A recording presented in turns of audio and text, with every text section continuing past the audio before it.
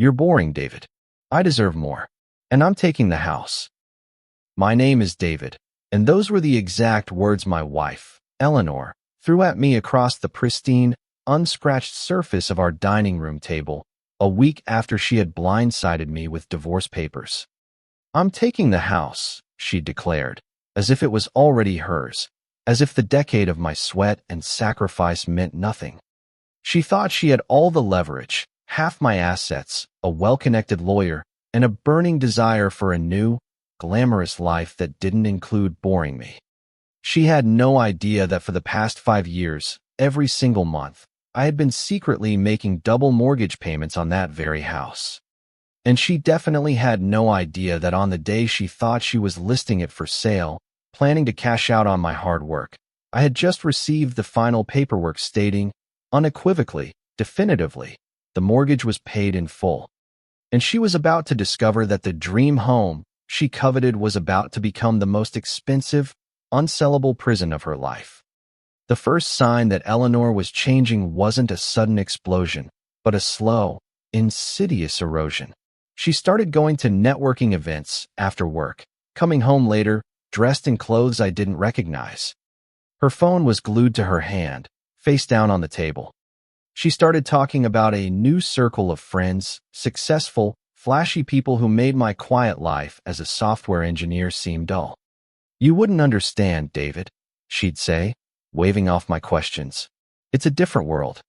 I was too focused on building our future to notice the present crumbling around me. Our mortgage was hefty, a beautiful, sprawling house in a coveted school district that stretched our budget thin. But I loved it. I loved the quiet evenings there, the garden I tended, the sense of security it represented. I knew the only way to truly secure our future was to eliminate that debt.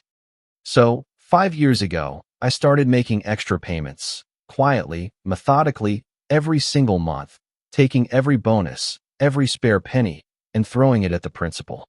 It was my secret project, my personal mission. Eleanor thought I was just frugal. I didn't tell her because I wanted it to be a surprise, a grand gesture of financial freedom, a dream I was building for us. Then came the divorce papers, delivered by a stern-faced messenger at my office. The reason stated? Irreconcilable differences. The real reason, delivered by Eleanor herself, was far more cutting. You're boring, David, she'd said, sipping wine in our kitchen, completely unconcerned by the devastation she was unleashing. I deserve more, a more exciting life, and I'm taking the house. The legal process was a blur of hostile meetings and inflated demands. Her lawyer, a bulldog named Ms. Thorne, painted me as a neglectful husband, emotionally distant, obsessed with work. All the while, Eleanor maintained a facade of serene righteousness. She wanted half of everything, of course, and the house. She was particularly fixated on the house. It's my sanctuary, she'd cooed to the mediator, my safe space. I knew it was her biggest asset, and she planned to flip it immediately for a massive profit, leaving me with a fraction and moving on to her new, exciting life. One night, drowning my sorrows at a bar, a mutual friend, Mark, stumbled over. Heard about Eleanor, man, he slurred, shaking his head. Tough break, especially with that new guy she's been seeing. My blood ran cold. New guy? I asked, my voice barely a whisper. Mark, oblivious, nodded. Yeah, some rich developer. Been taking her out for months. She practically lives at his condo now. The pieces clicked into place with sickening clarity. The networking events, the late nights, the new clothes. This wasn't about me being boring. This was about her upgrading, and the house was just a means to an end. She wanted the capital to start her exciting life with him. My anger, which had been a dull ache, sharpened into a surgical blade. I wouldn't just fight for the house. I would turn it into her ultimate downfall. I went home and pulled out my meticulously kept financial records. For 5 years, I had secretly funneled every spare penny into paying down that mortgage. Every time Eleanor asked about my boring spreadsheets, I just smiled and said I was tracking investments.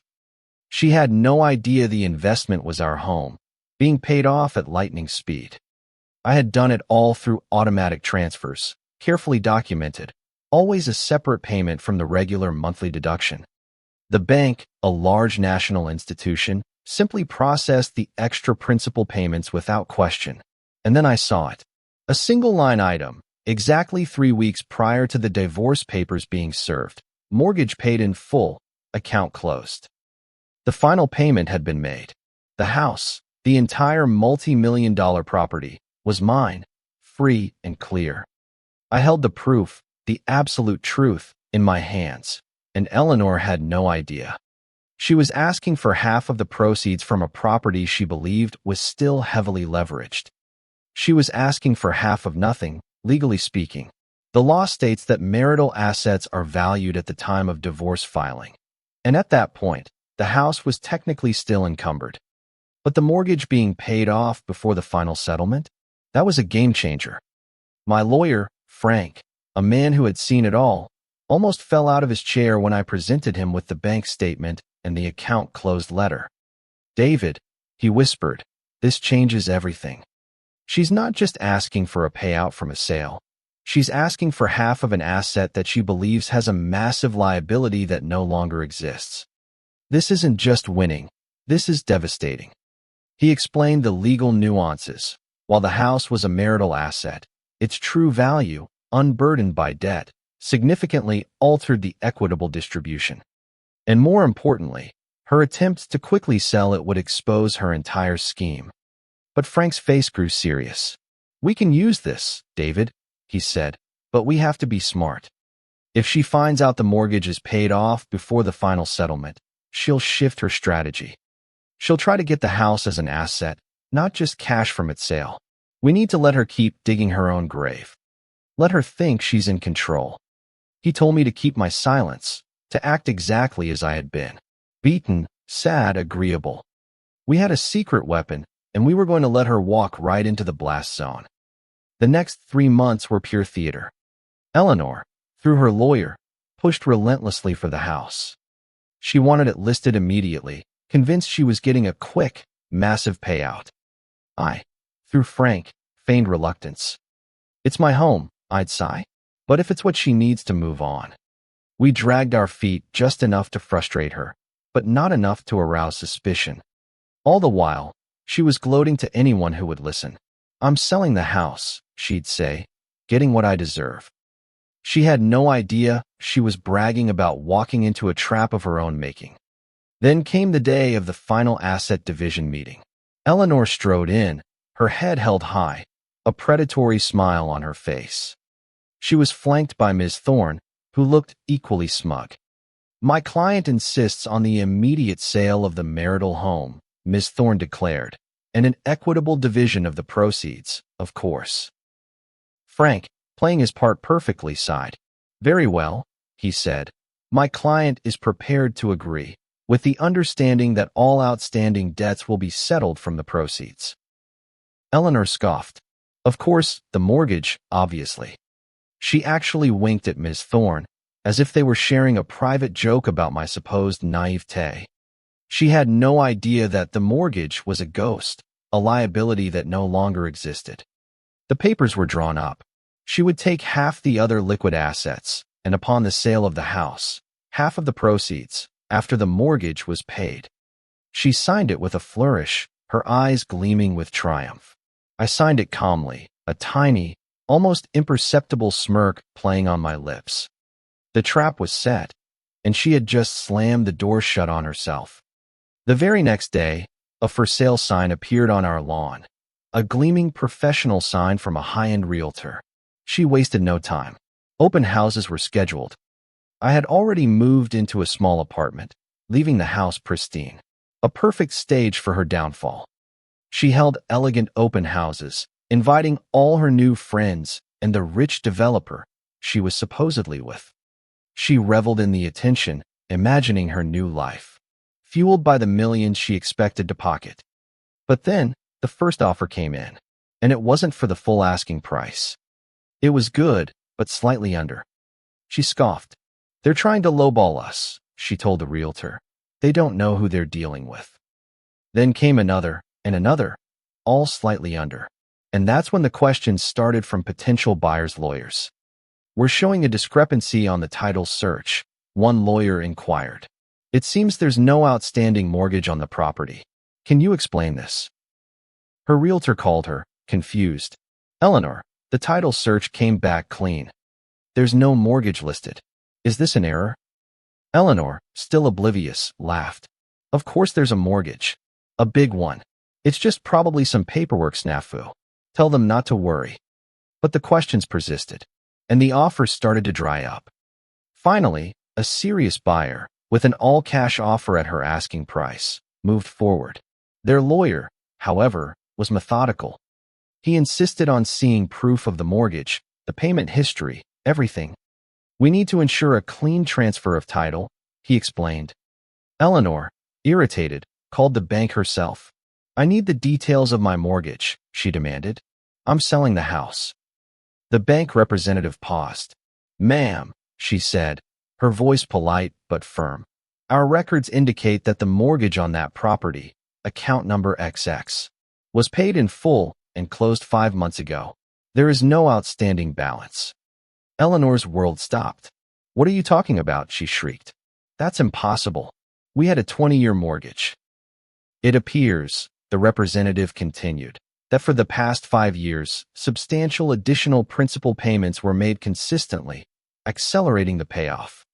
The final payment was processed on date, 3 weeks before divorce papers were served." The silence on Eleanor's end of the phone was deafening. She saw it, the trap, the silent, methodical, 5-year-long trap. I had planned this. I had waited. I had watched her walk straight into it. She had signed a divorce agreement agreeing to pay off a mortgage that didn't exist. She had agreed to sell a house she thought was a joint liability, only to find it was a fully owned asset she now legally co-owned with a man she thought she had outsmarted. Her lawyer, Ms. Thorne, went ballistic when Eleanor finally called her, hysterical. "He what?" she roared. "He paid it off? And you signed the agreement thinking it was still leveraged?" The legal repercussions were immediate and brutal. The buyer pulled out, citing misrepresentation. The realtor demanded her commission for time wasted. And then came the call from Ms. Thorne. "David." Her voice was thin, strained, all her usual bluster gone. "Eleanor. Eleanor is contesting the settlement. She claims she was defrauded. She wants half the current value of the house, free and clear, as a marital asset." I just laughed, a slow, calm, utterly triumphant laugh. "Tell her," I said, my voice ice cold, "that I have the bank records, the signed settlement agreement, and an excellent lawyer who will explain to the judge exactly how a fully paid-off asset, which she chose to ignore for 5 years, is handled in a divorce where one party willingly signed away their right to a larger share based on a mistaken assumption of debt." The case went back to court, but this time, the narrative was flipped. Eleanor wasn't the wronged wife seeking her fair share. She was the greedy, manipulative spouse who had knowingly signed a document, then tried to renege on it when her elaborate scheme to sell a heavily mortgaged house for a quick profit was exposed. Frank presented the evidence. My meticulous payment records. The bank's mortgage paid in full letter, dated before the divorce papers were even filed. Eleanor's signed settlement agreement. He even presented the realtor's complaints, highlighting Eleanor's attempts to misrepresent the property's financial status to potential buyers. The judge, a no-nonsense woman with a reputation for seeing through theatrics, listened intently. Eleanor, her face pale and drawn, tried to claim she was unaware of the extra payments, that I had intentionally misled her. Frank was devastating in his cross-examination. "Miss Spencer," he began, "you signed a legal document, correct? You read it? You understood its contents?" "Yes," she whispered. "And you testified under oath that you had a full and complete understanding of your marital assets and liabilities, correct?" "Yes." "So, for 5 years, you paid absolutely no attention to your largest marital liability, the mortgage on your home? You never checked the statements? You never asked about our financial position?" She had no answer. She couldn't claim ignorance without admitting gross negligence. She couldn't claim I misled her without admitting she hadn't paid attention to her own finances. The judge delivered her verdict swiftly and decisively. The settlement agreement stood. Eleanor was bound by her own signature. She got half of the other assets, as agreed. And as for the house, she was legally entitled to half ownership of a fully paid-off house that she now had to maintain, with no mortgage payment, but also no means to force a sale. The full shocking reality hit her like a sledgehammer. She couldn't sell the house without my consent, and I had no intention of giving it. She was now a co-owner of a multi-million-dollar asset that was generating no income, yet still incurred property taxes, insurance, and maintenance costs, all of which she was legally obliged to pay half of every single month for a house she didn't want, couldn't sell, and was now tied to me, the boring husband she had tried to fleece. She had swapped her life of excitement for a financial albatross, a permanent, costly reminder of her own greed and my silent cunning. I never saw Eleanor again. Our interactions became strictly through lawyers about property taxes and maintenance bills for the house she still legally co-owned. The house sat empty, no for sale sign, no glamorous parties, just a monument to her spectacular miscalculation. She couldn't afford to buy me out, and I refused to buy her out, and she couldn't sell it without my agreement. She was trapped, tied to me by the very asset she had coveted most. I heard through mutual friends that her rich developer boyfriend quickly dumped her when he realized her financial plans had imploded. She moved into a small, overpriced apartment, her dreams of a new, exciting life shattered. Every property tax bill she received, every maintenance bill, every insurance premium, was a fresh wound, a reminder of the millions she thought she had, and the crushing reality of the worthless half of a house that was draining her resources. My revenge was silent, professional, and utterly devastating. It wasn't about screaming or confrontation. It was about careful planning and absolute patience. She thought she had taken half of my assets. In reality, she had saddled herself with a perpetual financial burden, a monument to her own greed. She wanted an exciting life. Instead, she got a life sentence of regret. As for me, I sold my half of the house years later, when the market was peaking, to a lovely young family. I used my proceeds to buy a smaller, cozier place, perfectly suited for me. I was free, financially secure, emotionally healed, and completely unbound by her betrayal. She thought she had taken my future. She had no idea she had simply cleared the path for me to build a better one. That's my story of how my wife's greed led to her own spectacular downfall. It wasn't my plan to see the woman I loved be in a position like that, but I couldn't allow her to strip me off of everything I had worked for. Now let's hear your story. What's the most cunning act of financial betrayal you've ever witnessed? Share your stories in the comments below. And don't forget to like and subscribe.